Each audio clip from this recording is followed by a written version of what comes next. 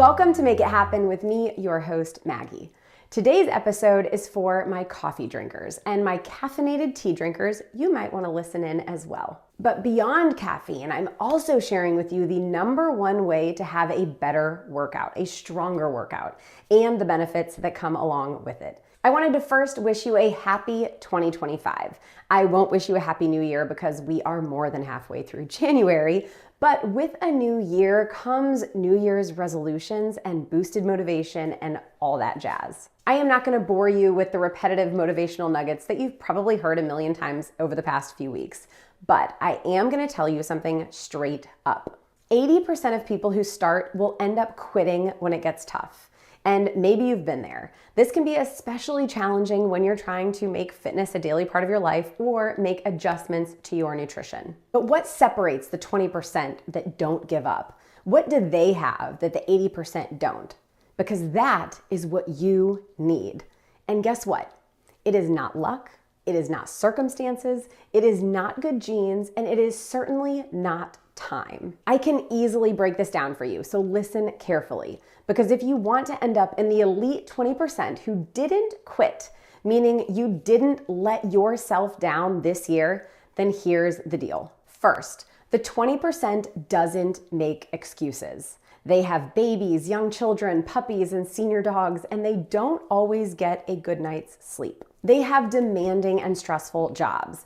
They don't have more hours in the day, but they do find a way to prioritize accomplishing their goals. The 20% also doesn't wait for motivation. Instead, they create it themselves. They understand that motivation is an excuse, and whether you have it or not, it is eventually going to fail you. So if you rely on it, you're going to end up making excuses when it dissipates. There are many ways to create motivation, which then fuels your momentum to keep pushing forward. But the most impactful, taking action. That doesn't mean that it's easy, of course, but that is why 80% will quit. Because it gets hard. Quit waiting on motivation to find you and create your own motivation instead. Okay, this is an important one. The 20% do not compare themselves to others. They might look to others for inspiration, but they are not comparing their journey, their progress, or their results to anyone else.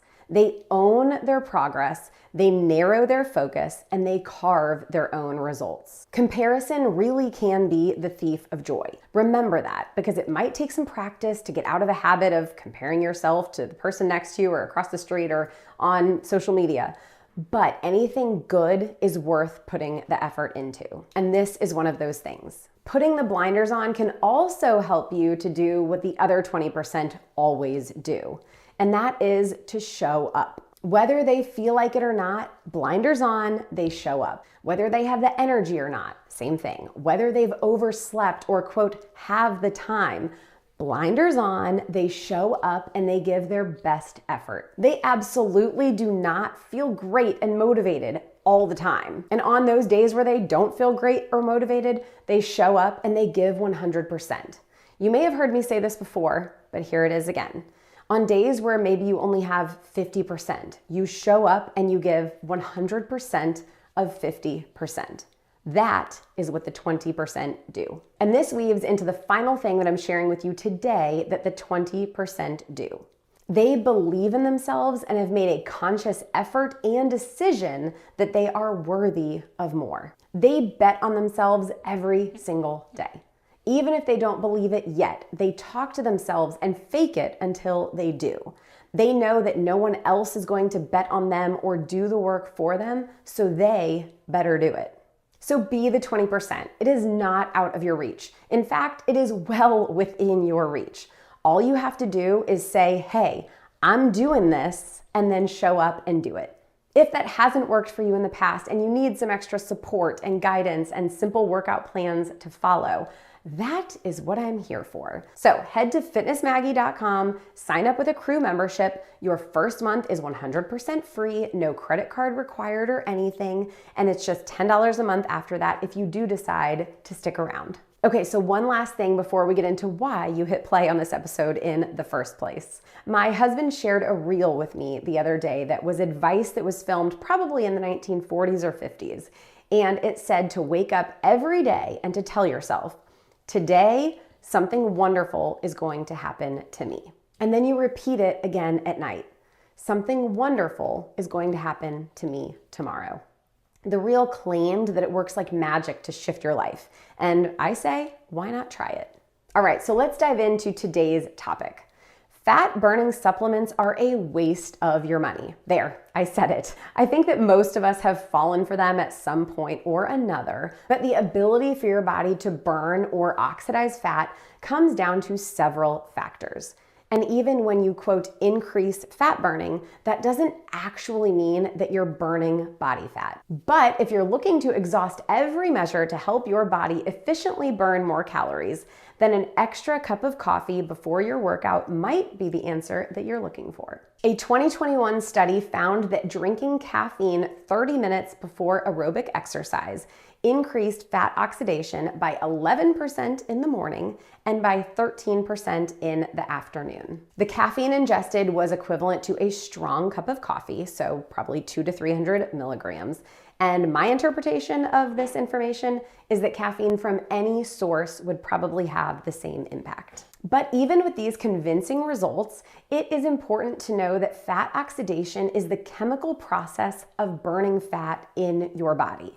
But just because you're burning fat as fuel, it still comes down to your diet to lose actual body fat and inches. And before you start adding afternoon caffeine before your workout for this boost, I'd like to remind you of the costs versus the benefits. Caffeine stays in your system for many hours after consuming it.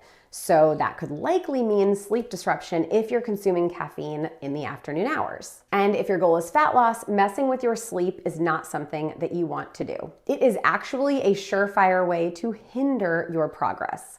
So while a caffeinated afternoon workout may boost fat burning, it may not be worth the benefits. If you do want to try taking advantage of this potential boost in fat oxidation, try this before your morning workout. And again, if your goal is fat loss, calories and protein need to be in check. And speaking of caffeine consumption and sleep, let's pivot and talk about how one study found that caffeine can offset impairments in exercise performance caused by sleep deprivation. But before you get too excited or have dreams of caffeine being a savior to your chronic sleep issues, this is not the case. The study looked at the impact of caffeine to offset the negative effects of one night of partial sleep deprivation on running performance.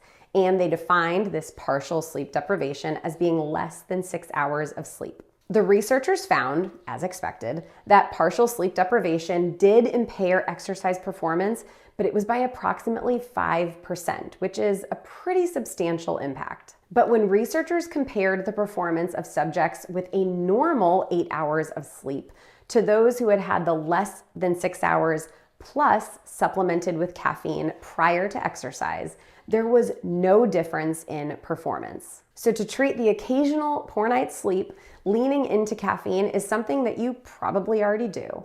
And research confirms that it actually is helping to boost your workout performance. But what about how to have the strongest workouts, like I mentioned at the start of today's episode? Because your best pre-workout may have nothing to do with any supplement that you take before exercise. And because I like to come full circle here, we are reversing right back to talk about sleep. A review of 77 studies published in 2022 found that sleep deprivation significantly hinders workouts, reducing endurance, strength, and power, and even your ability to acquire new skills. So think that new move that I introduced in my new workout program. In related research that looked at 68,000 people, it was found that those who slept less than 5 hours per night on average weighed approximately 5 pounds more than those who slept 7 or more hours per night. Sleep influences not only workout performance, but also fat loss and recovery. So getting enough of it is critical to you achieving your goals. I know there are seasons of life where getting enough sleep is a struggle.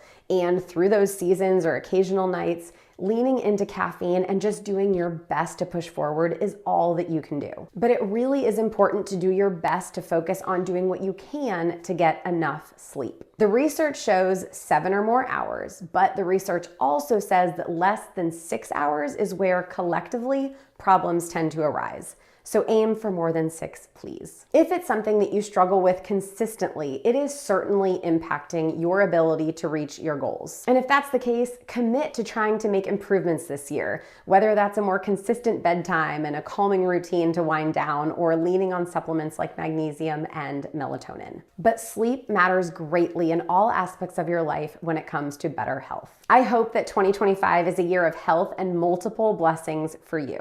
Remember that you can always make improvements and you're 100% worth the effort. Be the 20%. Until next time, go make it happen.